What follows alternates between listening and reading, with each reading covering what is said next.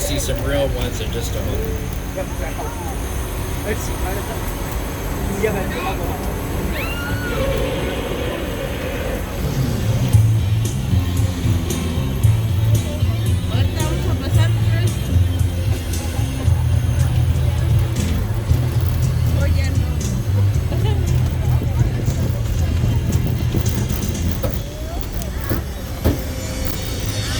Volkswagen engine. It's a lot cheaper to repair a Volkswagen engine. And when the future was supposed to be 2015, that's what we thought the future cars would look like. From Back to the Future 2, cars from the Flintstones, and from Harry Potter. Very popular. That's right, it's the Ford that took the main characters to Hogwarts. The gyrosphere right here from Jurassic World, one of my favorites. And like I said, it does not need to be a car. There's the Crawdaddy from the movie Us, where a character fought a version of himself. You can still see some fake blood splattered on the side of that boat. And the fighting vehicle, damn, that looks like a tank. That's from Transformers. Not one bit of metal at all in that vehicle. All plastic, plaster, wood, plywood, and painted to look like metal. Now, I'm sure you'll agree that dinosaurs are part of our DNA here at Universal Studios, so we keep a couple of them around, you know, to show off. They're baby dinosaurs and they're in cages, so nothing to worry about. Well, thank you, Dr. Hammond. We appreciate that. So keep your eye out for those little dinosaurs.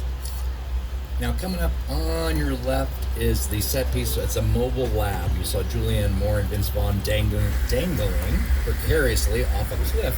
Here's how it looked in the movie. And here it's coming up right here on the left. Now, here's a little secret. They weren't dangling off any kind of real cliff. That was one of our parking structures here at Universal Studios. There it is. That's a parking structure. I park there every day. There you go. Now, I did not. Wait a minute. The cages are open, and I keep your eyes peeled. Oh, hi.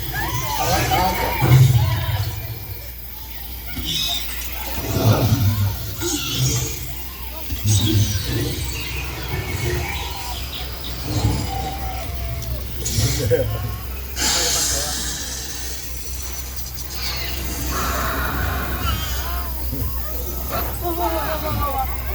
All right, now listen, if you got wet, it's a sign of affection. That's right. Now, we're going to leave this tropical island behind, and we're going to enter to an area that we call Old Mexico. And notice how the set decorators and greens department have done a great job just changing the topography, right? Instead of tropical plants in Hollywood, because it doesn't rain all the time here. Even though we've had some great rainstorms recently, but we need to make it rain for this film. So we're going to pretend that we're all in this movie and the scene in just a moment. It was also used and featured in a movie called Nacho Libre with Jack Black. You see, we're coming into the desert, right?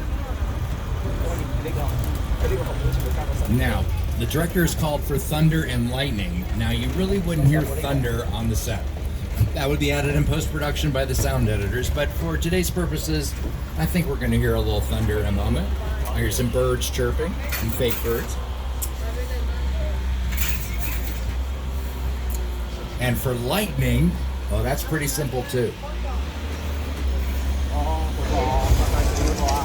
There it is, the strobe lights. And you would see that on the set, possibly. And rain, it's so simple, you guys.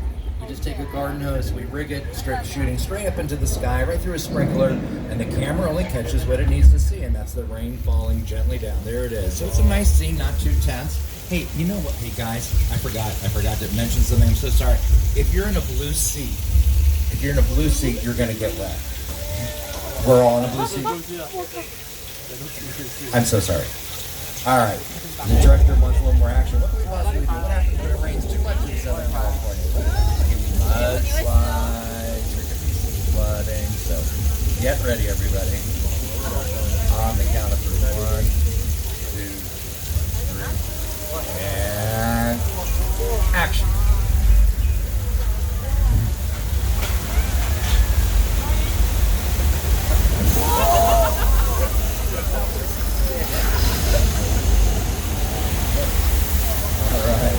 Congratulations, you just survived the flash flood. That's the oldest attraction on the tour. It dates back to the 1960s. On that very first day when Carl Laemmle opened up the studios in 1915, he invited the general public to watch movies being made, and he thought a flash flood would be fun. We did not have the technology to recycle water back up the hill.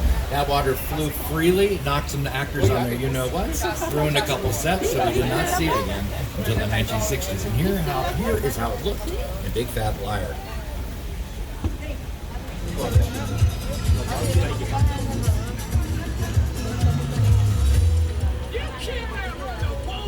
Oh, you can. Yeah, we'll see about that.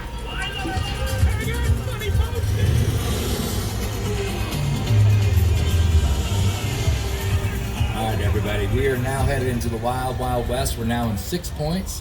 This is right. This is where we film all of our westerns. Take a look above. I'm going to show you a couple examples of it. One of my favorite sets is right here. This is a practical set because you can film inside and outside of the building. It's coming right here on your left-hand side. That was featured prominently in Once Upon a Time in Hollywood, directed by Quentin Tarantino, starring Brad Pitt and Leonardo DiCaprio. Now, this area looks much more like a real western town when we put dirt down on the paved road where you're driving down. I see the dressmakers are behaving themselves tonight. That's good. All right, and we also take a look at one side of the street. You'll notice the doorways are shorter than the other. Other side, they're a little taller. If an actor needs to look really rough, mean, and crazy, but in reality, they're really short. No names. Tom Cruise. I didn't say that. We would put them in the shorter doorway, and it makes them look more menacing or more heroic, whatever we need. We are at the halfway point of the tour. Now, if you're a fan of the Princess Diaries or you're from Genovia, this is where that famous parade happened, right down this street. And I mentioned the creature from the Black Lagoon. This is the birthplace of all of our monsters. It's where Frankenstein, Dracula, the Mummy first appeared, right in this area. Quick side note, and one of my guests spotted it. Very good, excellent. You see the little parking sign for Hacks, and that's on HBO, starring Gene Smart. Excellent series, and they're filming their third series right here on the lot currently. That's kind of fun. So they're going to park their vehicles where Frankie used to roam. That's kind of funny. Right under your nose it says why, and you haven't said anything about it. I've been locked up and for 30 years. Yeah, I want to go to Vietnam. Yeah, you never know what you're going to get in here. That's right. All right, so I'm taking a look around and I see a sign for Embarcadero Plaza. That means we must be in San Francisco, so this television show is being shot for a scene that takes place in San Francisco. And I see an ad for Coca-Cola and American Express. A lot of corporations like to have product placement in their movies and television shows. I see some very old fake food in the corner. We call that craft service, catering for the actors and the crew. And some wardrobes, so it's kind of cool, kind of nice. I love it. Oh, whoa. Hey, it's just, just a drummer. Nothing to worry about.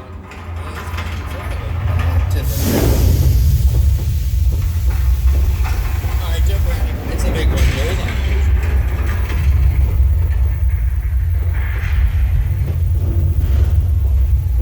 There's a set right there coming down the stairs.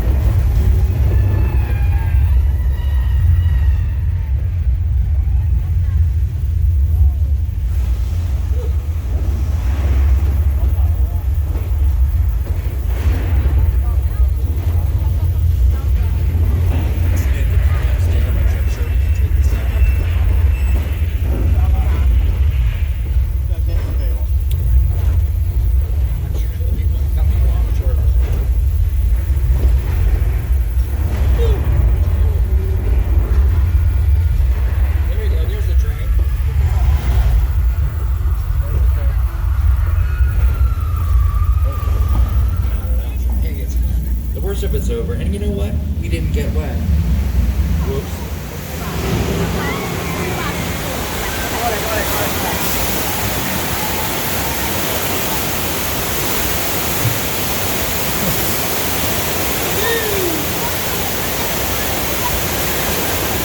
I love this group. Congratulations, dude. Big one. Yeah, you can see the set reset. Amazing. Resets in under a minute. The next trim. Inspired by the 1974 movie. this ancient history, but kind of cool, I'll tell you what. I was a little kid when I saw the movie Earthquake, and that introduced a new thing called Sensor Round. Sensor Round is when they brought in tons of speakers. You thought you were at a rock concert surrounding you, right?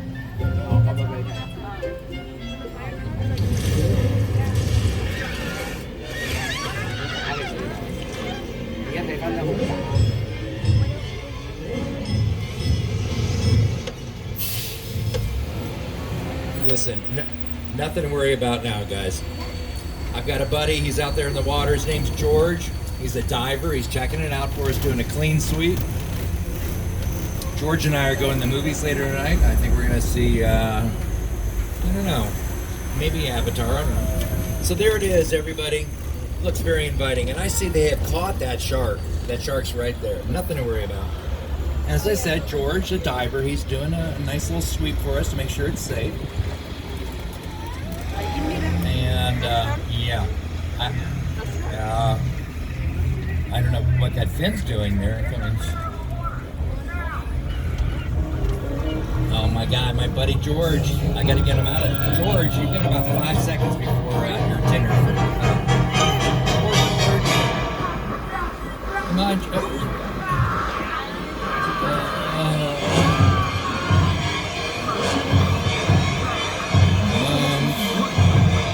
anybody want to go to the movies?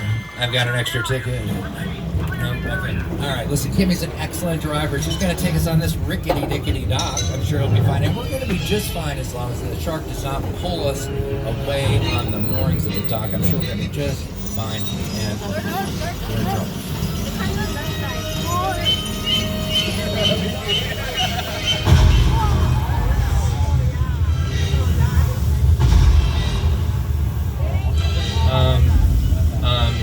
I didn't mean to panic everybody, but shark!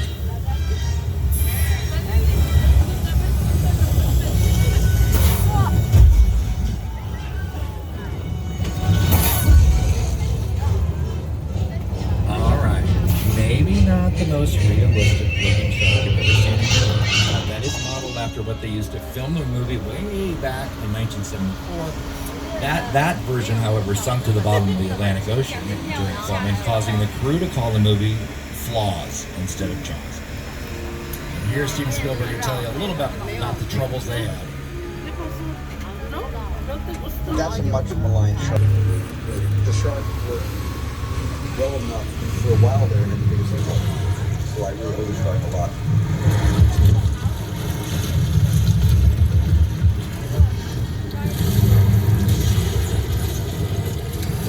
You, Mr. Spielberg. Really, truly, the first summer blockbuster, Jaws, was supposed to come out of Christmas. Cottages we passed by. Well, that was featured in Murder, She Wrote. It was Cabot Cove, starring Angela Lansbury. We're headed to an area where we film most of our neighborhood scenes. This area is very busy right now. You see, there's I Keep Your Eyes Peeled. Furious, that's the black Dodge Charger right there in the middle. You're going to see that again in a little adventure we're going on soon. But we're also driving down that same rainy road that Marion Crane was driving down. And she was looking for a place to stay. A place I like to call my favorite bed and you will not be alive by breakfast.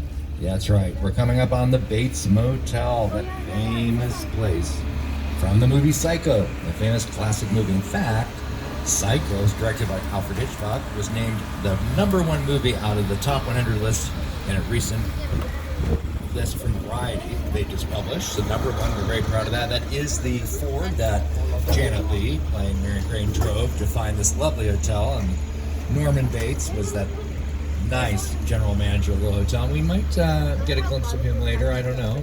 Right up on the hill there is the house from Psycho. No scenes from the movie were filmed inside that building. It is a facade, but that is the original place, the Psycho house. Now, if you're a fan of horror, please come back for Halloween Horror Nights. This is where you can get off the tram and actually walk up close to these sets, and we do the best we can to scare the pants off of you. And yours truly was in Halloween Horror Nights. I was Officer Mooney in Killer Clowns. Yeah, so I don't know if you came on that, but I was dead. Now I'm alive, thank God. All right. Now we got a little traffic jam again. All right. Come might want to ruin the mood here. Then we got to keep the kind of scary monster stuff. Hold on. There you go, more monsters first.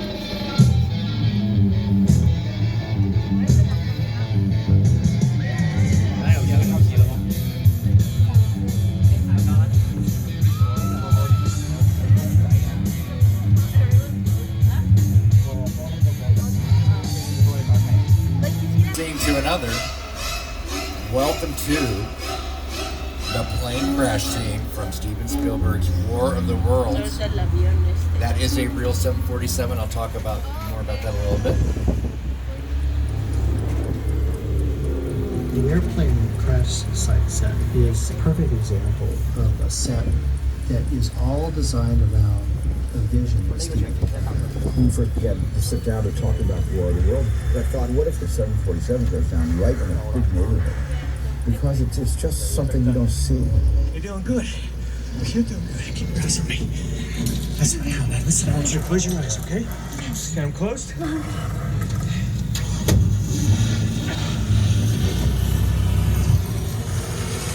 Robbie, get in. Yeah. Get in. Yeah. I know. That's awesome. All right. So that is a real 747. Like I said, it cost $60,000 for the production to purchase. $200,000 was the cost to get it here. And as you can see, it was cut in 4 pieces, and the top of the plane was sheared off. That is because it did not fit through the highway overpasses. Now, fortunately, Steven Spielberg liked the look of it and kept it that way. Now, this was a Boeing plane. Now, it is with Jordan Peele. And Jordan Peele has lent us a set from Nope, Jupiter's Claim, and we're going to see that, I think, in just a moment. We have a little bit of a traffic jam. So here you go. Oh, we go, bloopers. If I get the right one. Oh, I gave you stars. That's all right. We'll do stars, and then we'll do bloopers. It's not looking so live anymore. Anyway, behind this Hollywood fantasy of a gold rush frontier town lies a sinister secret. It is smack dab in the center of the UFO horizon. Welcome to the world of flight.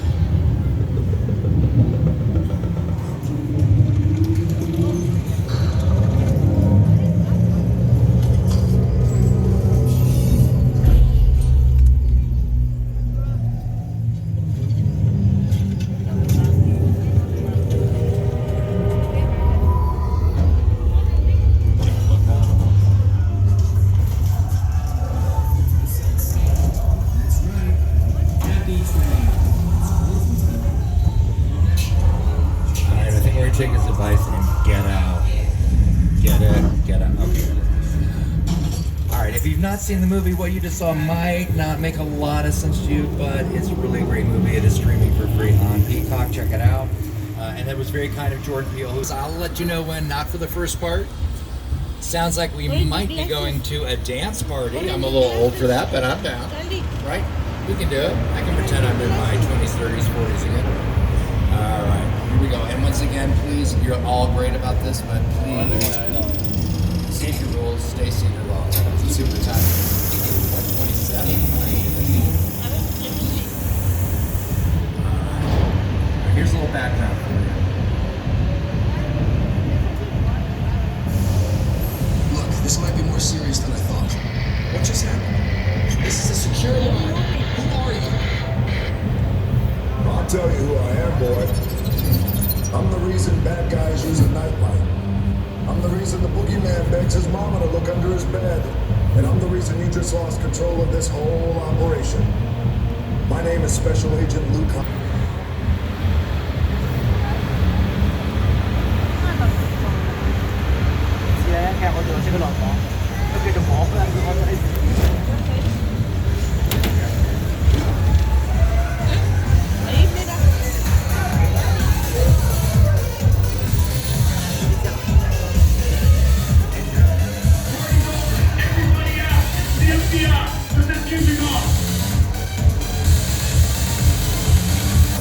clear out of here, otherwise we can't guarantee your safety.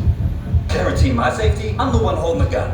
Yeah, but mine's a whole lot bigger than yours. Hobbs, escort this novice out. Let's go, Cookie Puss. That ugly suit on, man. It's cheap. Somebody out there really pissed off Shaw. It's gonna get ugly fast. Those 3D glasses. Let's see how this goes down.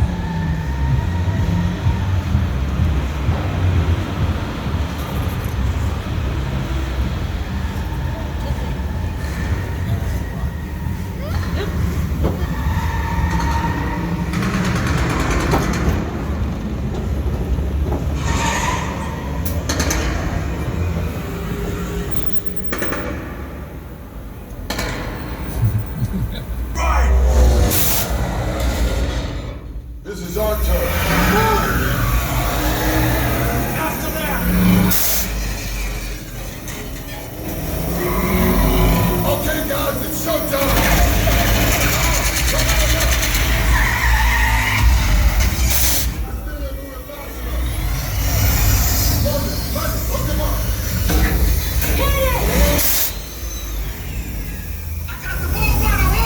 Now we're moving.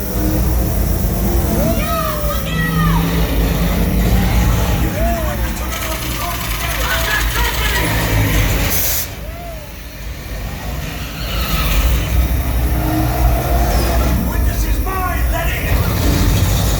How about you eat asphalt? Don't think you're getting away. Come in the clouds. Way to go, Letty. Drone climbing up the missile shot. Not gonna happen. Don't worry, I got this. Cover them shoot. Head on the bridge. Under construction. Everybody hold.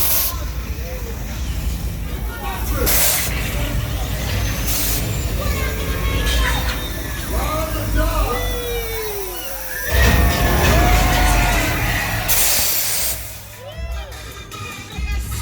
So much. We really appreciate you. Come back again and again. We love it. And for those of you who'd like to become an annual pass holder, simply take today's ticket to the box office and see how you can exchange it. Become an annual pass holder. I also strongly suggest, if you haven't done so already, download the Universal app on your phone. That way you can check out wait times for attractions you still want to see for the remainder of the day. We do close at 10 o'clock tonight. And for Super Nintendo World, we're thrilled it is finally open. Check that out as well for details of how you can get in and see that as well. Now listen, I want you all to please give it up for Kimmy. She kept us safe out there. She's a great driver. All right, and for me,